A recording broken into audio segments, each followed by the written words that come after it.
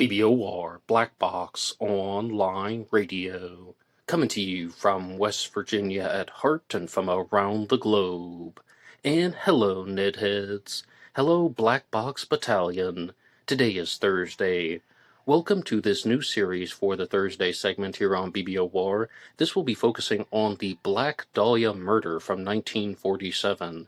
And because this is the first episode, I thank you so much for checking out something new on the channel. And you guys know the drill. You can hit the like button if you want, subscribe if you haven't, and drop a comment down below if you have something to say about the Black Dahlia.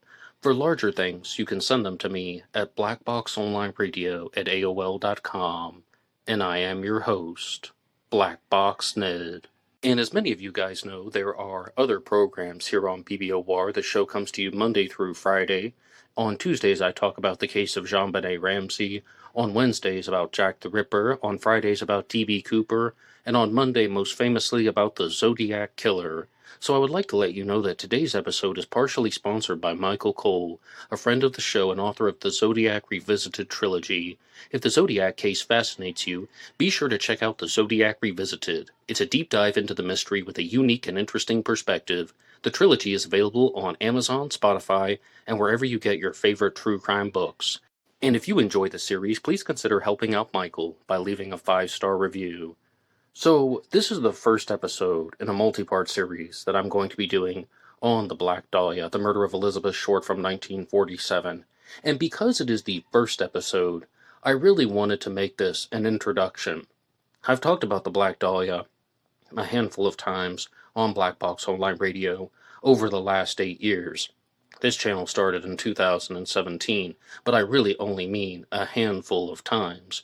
So what I wanted to do with this episode was to share a preliminary understanding, to share some basic things that I had gathered over the years, and I also want to use it as a way to find out what are the strong pieces of evidence, what are the weak pieces of evidence, what are the myths about the case, what are the facts about the case, and of course looking at the suspects, who are the viable suspects, who are the weak suspects, what are the far out and ridiculous theories.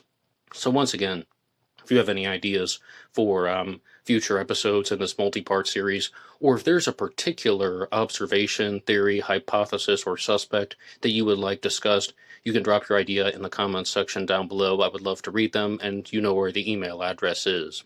So, my preliminary understanding of the Black Dahlia case would go something like this. Elizabeth Short was murdered on perhaps January 14th or January 15th of 1947. If you were to just put her name into Google, you might see that she was murdered on January 15th of 1947, but I was really surprised that they would do that. And this is, of course, just the Google main page. As soon as you get under the surface, it really becomes quite clear that people aren't completely sure when she was murdered, the exact time, because her body had been kept somewhere, stored for a substantial amount of time before she was dumped. Her body was found in Los Angeles. She had multiple mutilations across her body, but I think that the most famous one is the Glasgow grin, and you've probably seen this in some of the media coverage, maybe the movie poster that was done for the Black Dahlia movie that came out about 20 years ago, as well as on book covers. The Glasgow grin is when there are cuts and incisions made from perhaps the ear all the way to the lips on both sides of the face. The second thing that really stands out in this story is the bisection, and I cite Steve Hodel for this in his investigation into the Black Dahlia murder mystery. And that is that Elizabeth Short's body was cut in half. She was bisected through the second and third lumbar vertebrae, meaning that her body was completely cut in half, and it wasn't something that was done in the way that a butcher would do this. Her body was cut with surgical precision, meaning that when her body was bisected, the person who did this to her went around the organs, not to damage them, not just like taking some type of power saw and running through the body, but someone used surgical precision to separate the top half of her body and the lower half of her body. And again, I'm just sharing my preliminary understandings going off of memory. When her body was found, the top half of her body and the lower half of her body were about 15 inches apart, so it was very apparent that she had been cut in half. Now, this just all begs the question as to why. Why would somebody do this? This clearly was not just a murder. Someone didn't just have it out for Elizabeth Short. Someone didn't just want to target a woman and commit some type of bizarre crime. There are additional elements that are found in this case that set it apart from other mysteries in the true crime world, particularly the choice to make calculated surgical attacks as well as calculated surgical decisions to the victim after she was dead. I mean, there are also some other things about how Elizabeth Short may have been tortured before she had passed away. One detail that I recall is that she had actually been fed excrement when she was held in captivity. I'm going off of memory on all of this, so these are the things that we're going to be exploring as we go through the Black Dahlia series. But Elizabeth Short was not a native of Los Angeles. She had moved there. And I found, though, that even with my limited understandings of the Black Dahlia case, I have found that there is a lot of victim shaming in this case. People blame Elizabeth Short. They accuse her of being a prostitute. They accuse her of just living a very promiscuous lifestyle, so she had it coming. And no matter what, I do not want this series to turn into anything related to victim blaming or victim shaming, and I'm not even sure that those accusations are true.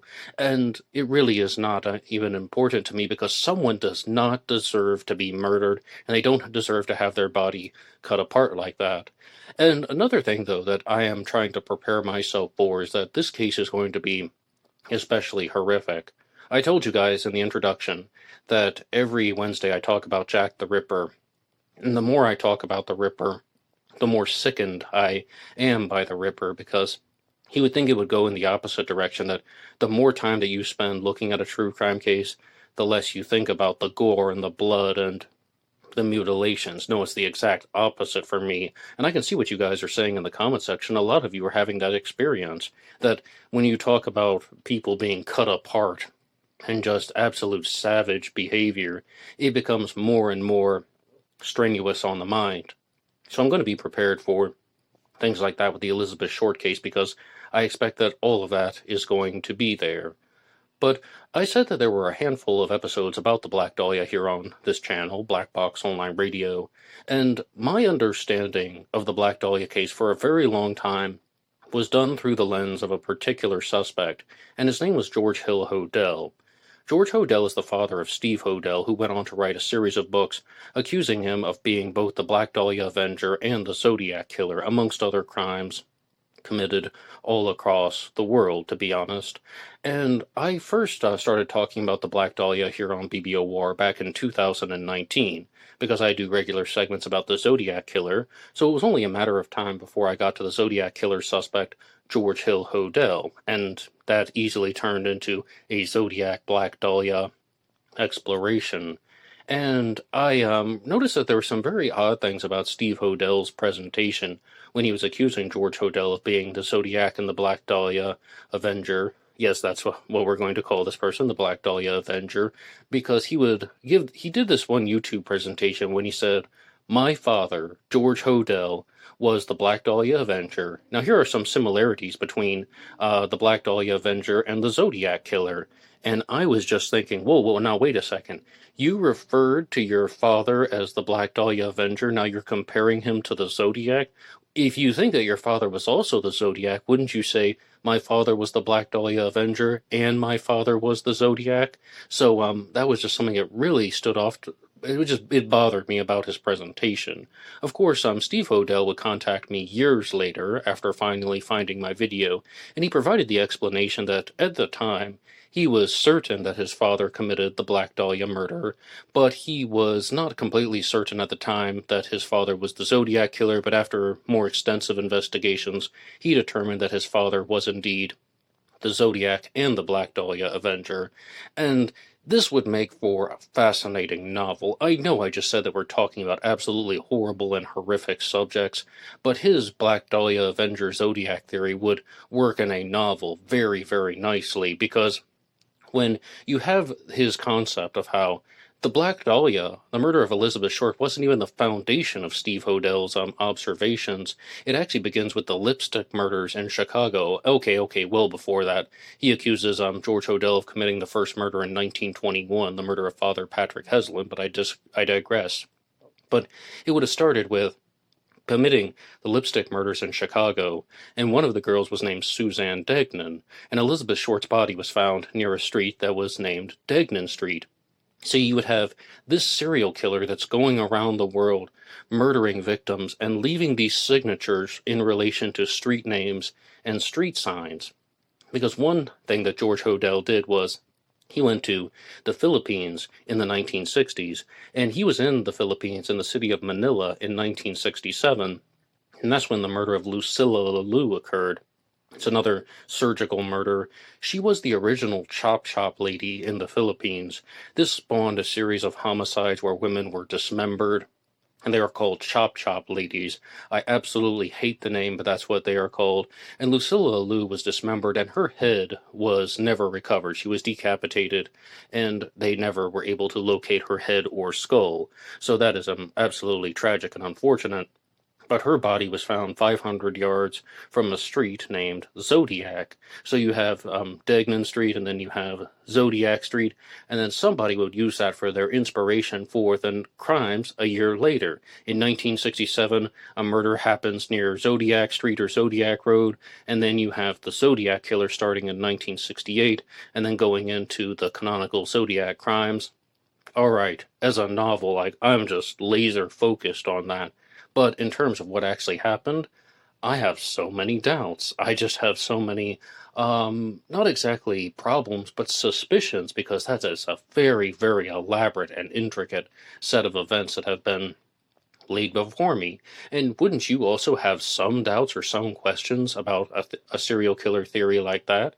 And over time, though, I really had to admit that I was only focusing on George Hodel as a Black Dahlia suspect. And because this is a Black Dahlia episode, not a Zodiac episode, I'm going to be very, very honest with you guys. I was exposed to this Black Dahlia Avenger theory, and I was just thinking, you know what? I'm not convinced at all that George Hodel was the Zodiac killer, but I had accepted that George Hodel was the Black Dahlia Avenger. I was like, you know what, he's making a convincing case that his father, George Hodel, was the Black Dahlia Avenger. There are also other pieces of evidence. He was caught on a recording where he said, well, they can't question my secretary. Even if I was the Black Dahlia Avenger, they can't question her. She's dead. Something to that effect. And it's almost like an incriminating statement that was caught on a secret recording where George Hodel indirectly confessed to being the Black Dahlia Avenger, amongst other things. And George Hodel is going to be a very fascinating individual. I've done episodes about him on this channel that are not even related to the crimes. I mean, indirectly, if anything. He was the director of the venereal disease unit in Los Angeles, California, and he was the doctor to the stars. And he just perhaps didn't want to accept that he was an insider in these elite circles, but all he was some guy who would treat Hollywood actors with venereal diseases, as well as artists and perhaps high-ranking members of law enforcement and politicians who would get together for these very bizarre and weird rituals and surrealist art parties that are all going on behind the scenes. And, you know, he is somebody who is in these circles, but at the same time, he's just a doctor who helps them when they get gonorrhea or chlamydia or something like that. And that wasn't satisfying to him. So the theory is that what George Hill Hodel wanted to do was he wanted to create this type of surrealist art murder, to do something above and beyond, not just committing like a crime and leaving the body near a street sign. He had already proven to himself that he could have done that. He wanted to do something that had a certain type of cinematic attraction to it, where people are not going to think of him as a killer. They would think of him as the Black Dahlia Avenger. And there are letters that were written by the alleged Black Dahlia Avenger. Of course, we're going to explore them. And this is the first episode. I can't confirm or deny their authenticity right now. But that's one suspect. And Overall, though, I had to kind of just come down from my cloud and admit that I didn't really know enough to say that George Hodel was the Black Dahlia Avenger. I should not have done that. I'm just going to repeat that. For all of you guys on Black Box Online Radio, I should not have jumped to the conclusion that George Hodel was the Black Dahlia Avenger. Just because person A is making an extremely convincing case in your mind that they have found the killer does not mean that they have found the killer, barring exceptions like with fingerprints and DNA and palm prints, and in the 21st century, someone being caught on videotape and such like that. Eyewitness testimony can be very valuable. But just because someone builds a case and they make a narrative that you can understand and comprehend and digest, that does not mean that their suspect or person of interest was the killer. And I absolutely prematurely just gave my seal of approval to this theory that George Hodel was the Black Dahlia Avenger. I should never have done that. But they did make a mini-series about George Hodel and his niece, Fauna Hodel. Not his niece, his granddaughter. Steve Hodel's niece, and George Hodel's daughter, Fauna Hodel, called I Am the Night. It came out in 2019, and I watched it in 2020, and that was perhaps the best TV show that I watched in 2020. India Isley plays Fauna Hodel, George Hodel's granddaughter, and there's a detective that's played by Chris Pine that is, or not a detective, he was actually a reporter who is played by Chris Pine, and it was very good because it was exploring this particular case from the surrealist art angle, and it's just something that stood out to me. But Steve Hodel said he didn't even want to watch it because it wasn't really about telling the true story, just sharing some personal responses and feelings. But so I had to realize that George Hodel might not have been the Black Dahlia Avenger. There could be other suspects, there could be other viable theories, and one suspect that I'm really looking forward to exploring on this series is named Leslie Dillon, and he's going to be mentioned in the book Black Dahlia Red Rose. But I began watching the Citizen Detective podcast back in 2023, and I say watching it because I'm watching it on YouTube, what some people will call a podcast with video, and they were talking all about the Black Dahlia Avenger, and Dr. Lee Meller was one of the participants in the Citizen Detective podcast, and he really was going away from George Hodel. He thought that George Hodel would have been too old. He would have been 39 years old in his late 30s, and then he thought that the Black Dahlia Avenger would have been somebody considerably younger, and he centered on an individual named Leslie Dillon, Les Dillon, and he provided his reasons why he thought he was the Black Dahlia Avenger. And again, I would love to do a standalone episode and truly find out everything we can about these suspects, because much like the Zodiac case and the Jack the Ripper case, there are widely discussed suspects, and we can try and determine which ones are viable, which ones are not viable, which ones should be high-ranking, which ones should be low-ranking. Just as simple as that. And as far as the other concepts that will be discussed in the series, I'm definitely going to look at other writers and thinkers, psychologists, always going to be curious about what psychological profilers have to say about the Black Dahlia murder. And as of now, I definitely do not have a suspect, and I find that it's so much more valuable to go into a true crime case with an open mind and try and just give your honest and genuine feedback. I'm always going to be a little bit biased towards George Hodel because he was the suspect that I first learned about, and when you listen to the full package theory from Steve Hodel, it's not completely far out and ridiculous. That part of his claim and his most evil theory is not completely far out. It's just all of the other stuff. It's all of the add-ons and the tie-ins. But I would love to know what you guys think. What do you think about starting this new series? Is there a suspect that you're curious about? Is there a particular theory that you're curious about? And you can share anything you want in the comment section down below. I would love to read it. You can write me at blackboxonlineradio@aol.com. And I know in this introductory statement, I shared so many things about the Zodiac killer, but I'm really going to try and stay away from the Zodiac angle when I'm making these particular episodes, because I wanted this one to be more focused on Elizabeth Short, as well as focused on trying to evaluate the suspects in her murder, but I think that's always going to be there because, the Zodiac case was the first one that I truly gave a significant portion of this channel to, Zodiac Monday, as well as all of the bonus episodes. So it's always going to be in the back of my mind. And we're going to see, about different explorations that can be done between the Black Dahlia case and the Zodiac case. Of course, looking at the letters, looking at the planning, and all of these things. There'll be some of it, but that won't be the pure focus. All right, well, thank you so much for listening to the introductory segment for this episode. And you guys know where to write the show, but you can also get me at BlackBoxNid88 on Instagram. There's a Black Box Online Radio Facebook page. The images that you see going by on the screen will be archived at True Crime Designs, and then True Crime Designs is a page on Facebook, and I'll be with you next week for the first true episode, the first true part 1. This was mostly the introduction. That's all for me now, and until next time.